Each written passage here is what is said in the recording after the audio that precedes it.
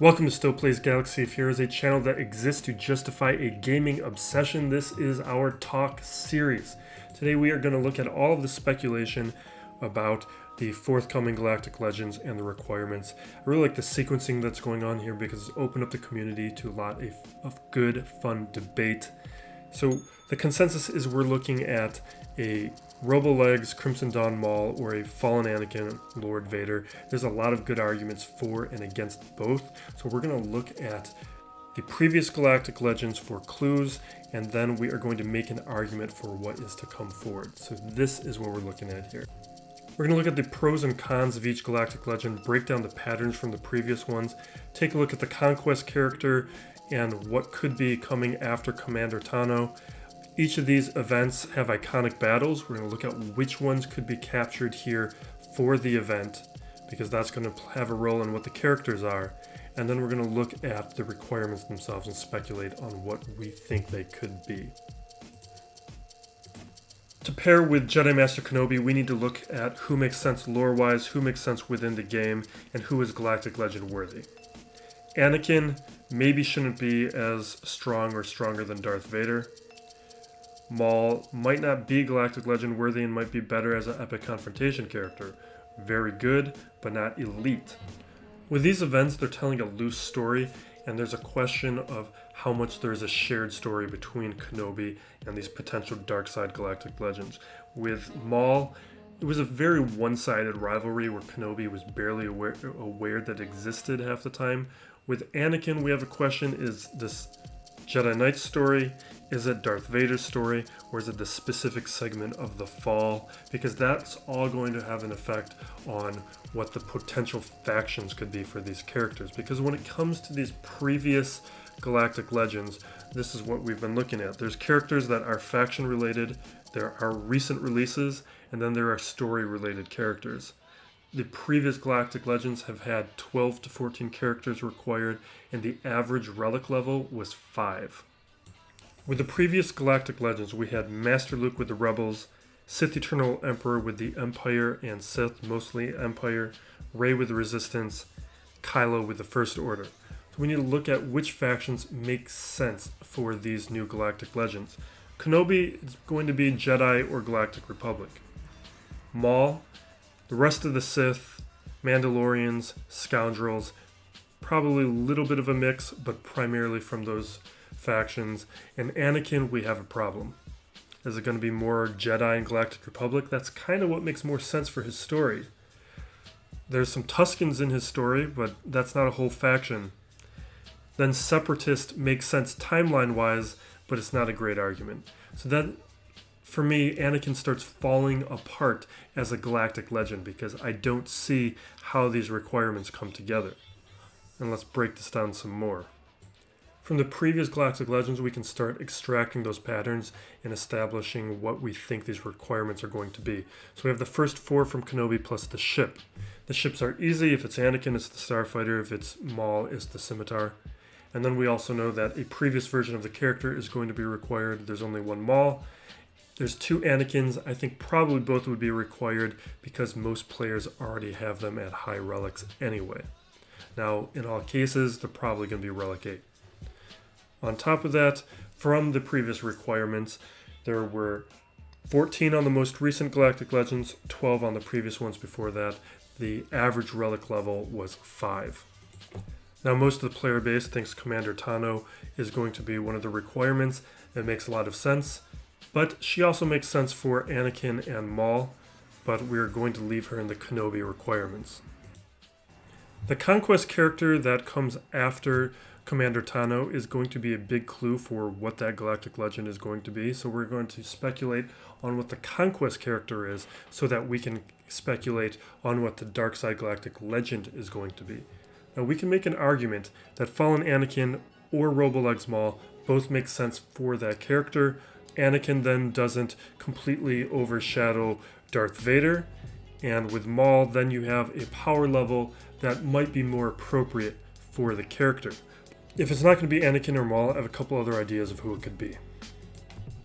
It could be Pre-Vizsla, Clone Wars character, Mandalorian, major component of Darth Maul's storyline and to a certain extent Kenobi's storyline. If it's not Pre Vizsla, then it may actually be time for Jar Jar Binks to come to the game. And I'm being kind of serious here.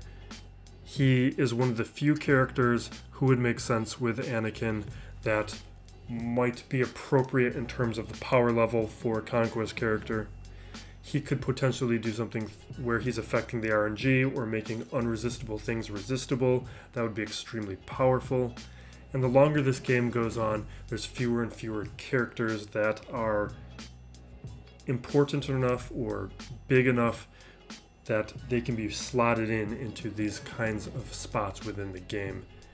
And Jar Jar makes a little bit of sense. Maybe not a lot of sense, but he makes a little bit of sense. So we can start filling in more of these puzzle pieces. First, we established what we thought some of these factions could be. So if we look at these factions, that means Maul. We are looking at potentially Sith, and I think the Triumvirate makes a lot of sense to just easily slot in there. They're good characters. People wouldn't be angry that they have become relict or are forced to being relict. You could slot them in. Anakin, honestly, I think you got to look at more Jedi. And you can look at the Bad Batch and also Jar Jar. Could be there, whoever the Conquest character would be, which means then Pre Vizsla or Fallen Anakin could be there as a potential character. And I guess the same thing could be said for Fallen Anakin. You could put Maul, but it would make as much sense as Commander Tano means for Kenobi. As we look through the storylines, the next piece for Kenobi has to be Qui-Gon Jinn. There's no scenario in which he's not there. He's the master. Similar thing with Anakin, Ahsoka, either the Padawan version or Fulcrum is likely going to be paired up with a Fallen Anakin if it's Fallen Anakin. And if it's Darth Maul, his master, Sidious, has to be one of the requirements. So back on the board, we've got Qui-Gon, Ahsoka, Darth Sidious, likely requirements. We can still keep mining these relationships for more characters. With Kenobi, Cody has to be one of the requirements. That relationship is too important. He's going to be there. Same thing with Anakin with Rex. And then same with Maul and Savage, his brother. So that gives us another 3 possibilities depending on which character we're looking at. And there's a couple more major relationships we need to look at. So Kenobi, Anakin is going to be there, and I think we need to pay attention to this Anakin, because I think what we might end up seeing is not Fallen Anakin in-game, but maybe like the midriff Padme skin. We see Fallen Anakin in the event itself. General Anakin also could be the requirement for Kenobi. I don't think it's going to be both of them on Kenobi, but it's likely going to be one of them. And then if it's Fallen Anakin, Padme has got to be a requirement. So after the characters and their key relationships, we have the iconic battles, and we know these events are designed around these key moments. So first up, the most obvious one, Kenobi, Qui-Gon against Darth Maul. That's going to be the first moment that we see in this event when Kenobi loses his master. Next up, I'm less convinced we're going to see is Kenobi against Pre Vizsla. It's important to his relationship with Duchess Satine, and Bo-Katan is there as a member of Death Watch. After those 2 moments, and we're probably only going to see 3 moments, the next moments are Kenobi against General Grievous, or it could be the Jedi themselves after Order 66, or Jedi against the Separatist. That would be an important moment. And then, of course, the high ground battle itself. That's how this event is going to wrap up. And it's where I think we are more likely to see Fallen Anakin as a reskinned version of Anakin within the game. So back to the list of requirements. I think that then gives us Anakin or Gas, but I think it's more likely going to be Jedi Knight Anakin reskin. And I think there's a chance that General Grievous. Now, usually there hasn't been a light side requirement with a dark side character or vice versa, except with Supreme Leader Kylo where there was Han. And that doesn't mean that CG isn't going to break the pattern, but I think it is logical for us to get one key encounter be part of these requirements. Next, we're going to do Darth Maul instead of Anakin because it's easier to do. And a spoiler warning for those who have not watched Clone Wars. I'm going to talk about a couple battles in a moment that are better left as a surprise. I've shared that list of episodes before that lets you just skip everything that isn't related to the main story. So first up, we have Maul against Kenobi and Qui-Gon. That's a common thread between the two that makes it easy to tie up. That's an obvious one to start with. Next, we have Savage and Maul against Darth Sidious. That is an important battle in the development of Maul. Now we head back to Mandalore. Within Mandalore, we have the battle against Pre Vizsla. That is very key to his development and story and becoming a much more dangerous character. And then the battle against Ahsoka and Mandalore. Also just as important and shows how threatening he is as a character and establishes as one of those epic confrontation or galactic legend worthy characters. And for Rebels, there is one more confrontation that I'm not going to talk about, but there is a battle against Kenobi and Maul that could be within the game. So now we have Anakin. It's a little more difficult to think about what these Anakin battles are. It could be Anakin against the Tuskens. It's a major moment. I would be very surprised if CG used it. There's Anakin against Barriss, or Anakin against the other Jedi in general, which would be why some of those other Jedi would be requirements. But again, their opposition and oppositional forces don't make as much sense. We have Anakin against Dooku under Sidious Palpatine's influence, and then when Anakin attacks the Jedi Temple. All key moments to the story of Fallen Anakin. Big possibility, and then of course we'd wrap up with the same place. Anakin Kenobi, the high ground battle. Mustafar. And we break down this list again. That means the rest of the Kenobi requirements, General Grievous, and then a bunch of Jedi, the Jedi Council, or just other Jedi from that Clone Wars era. With Anakin, we're looking at a potential of that veteran Han situation paired with the opposite side. We got Dooku, Palpatine, or Sidious in that slot. Barriss, R2 is another important relationship, a Tusken Raider, and then some really bad Jedi that the player base would be upset about, but kind of makes sense.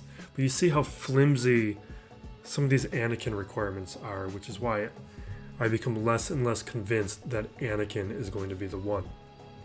Now with Maul, we don't have a complete set of the battles, but we do have Ezra has moments or Kanan as well, in Rebels with Maul.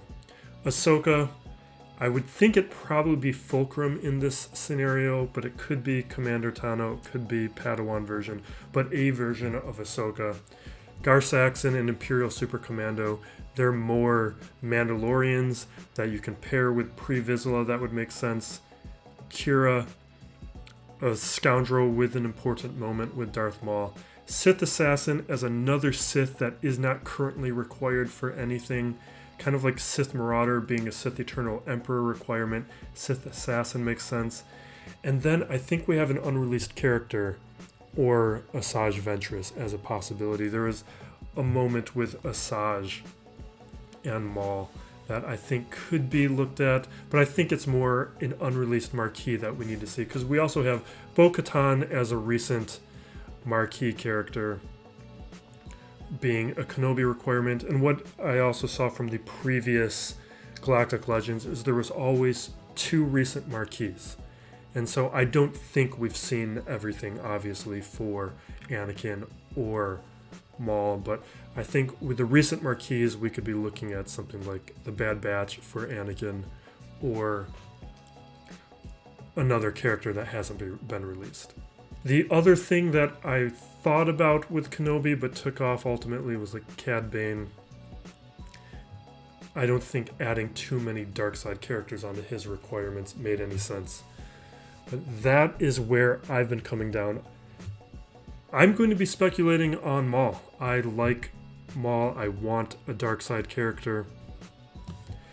Obviously, I'm not going to take anybody up to Gear 12 or Relics. You don't want to be in a scenario where some people took Farm Boy Luke up to Gear 12 or higher for Jedi Master Luke, thinking both Lukes would be a requirement. That didn't turn out to be the case.